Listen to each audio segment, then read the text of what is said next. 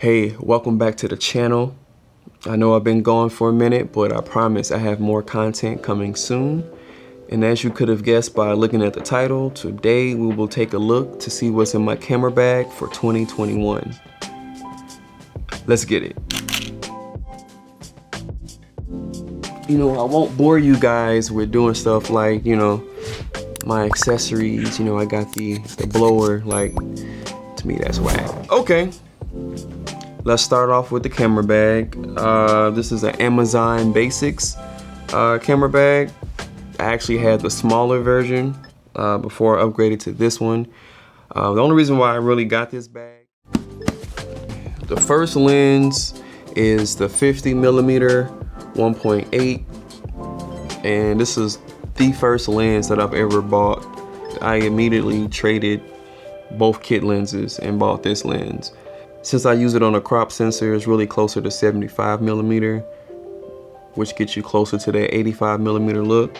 I use it for portraits mainly, but I also use it for street photography.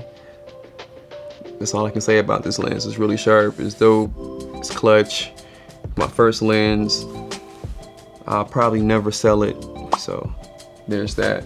The second lens that and this is probably, I won't say probably, this is my favorite lens, and this is the Sigma 18 to 35 1.8.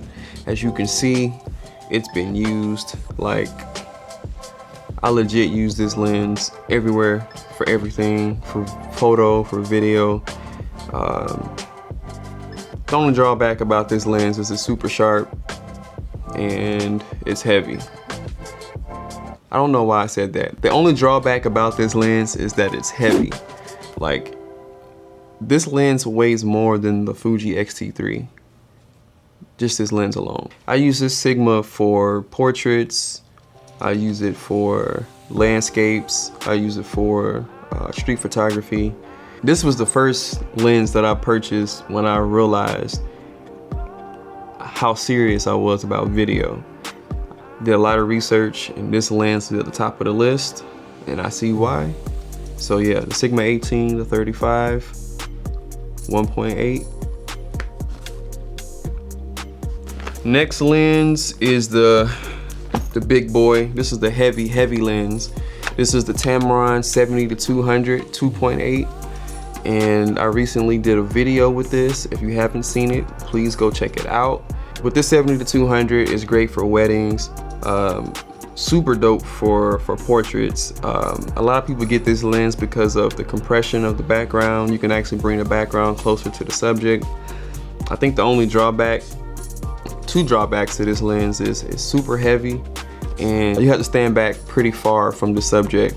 So if you need to communicate whatever, you need to let the subject know or the model know before you go stand in a different area code trying to shoot with this. So that's the Tamron 70 to 200 2.8. This lens is the Tokina 11 to 16. I really just got this lens probably about 2 months ago, and I got it for like vlogging, really. I got it for vlogging and like establishing shots whenever I'm doing video work. I needed something a little bit wider than the Sigma 18 to 35, and you got to remember I'm on a crop sensor, so you may hear 11 through 16, but really it's like a 16 through 24 or something like that.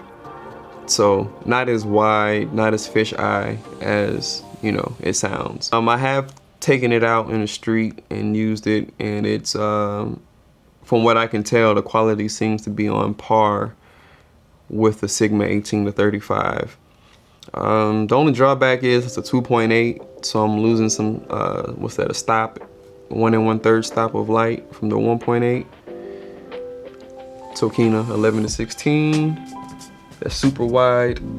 And the last lens is actually on the camera. It's the Fuji 18 to 55 2.8 to f4 lens. And they say this is a kit lens, but I don't know how they call this a kit lens, man. Like, the photos I've taken with this lens is super sharp, super clear, and This is probably the most expensive kit lens. If you decide to buy it separately, you can pay upwards of like $700 for this lens, new. So yeah, I don't think I ever paid that much for a kit lens if it wasn't for this one. So yeah, it's the Fuji 18-55 2.8 to f4. Now we're gonna talk about the cameras. This is the Fuji SQ6, little instant film camera. This was actually gifted to me by my wife, and it was my first film camera. And this is pretty dope, you know. It's real fun for like parties, events. People love to see like the Polaroid-esque style photos. So yeah, this is really dope. I'm gonna go ahead and take a picture of y'all real quick.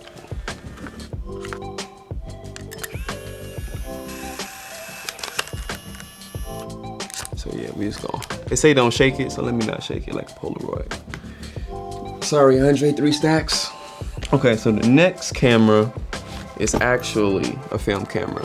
This is the Nikon N65, and this was my first SLR style film camera. Believe it or not, I think I paid $10 for this on eBay. It was used, of course, but I wanted a film camera where I could switch out the lenses. Like, I didn't want a point and shoot style, although that's probably gonna be my next purchase because it's just a little bit easier to walk around with. So with this, I normally use the 50mm right here. You know, use that with this lens or with this camera. And I also like to use the 70-200. Right now I have Kodak 400 in there, and I hadn't taken a shot just yet. Now this is the camera this is the JVC Vario, and I learned about this camera from Valendas. I watched his YouTube quite a lot, and I decided that this camera would be dope for me to incorporate like when I do parties and events. People love like the retro style look and feel, and you know, when you can buy one of these for like 15 to 20 bucks, there's no need for you to try to emulate the look when you can just get it for a cheap amount. You show up to the party with this, everybody wants to walk around and film and vlog and do whatever. The main camera that I use for photos, if you follow me, if you subscribe to the channel, you know that I use this for all my photos. All my photo shoots, I'm using the Nikon D7500. This is what I'm using with the battery grip.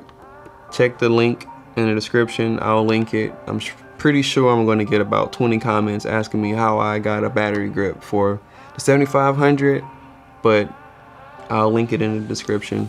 I've had this camera for over 2 years, and this camera is dope. I did a whole video on it. If you want to check it out, I'll put the box somewhere in one of these corners. But yeah, the Nikon D7500. And the last camera, the camera I got strictly for video, is the Fuji X-T3. But I've been shooting photos with it, especially out in the street. The Fuji, I bought that because of the 10-bit color, dual card slots, the 4K 60. Anyway, this camera is super dope. I love it. Can't say enough good things about it. It's the camera I use for video. But yeah, those are all the cameras. Yeah, that's what's in my bag for 2021. It's Bryan Keith. Peace. Wait. If you ain't subscribed to the channel, please take the time to do so now. As always, it's greatly appreciated.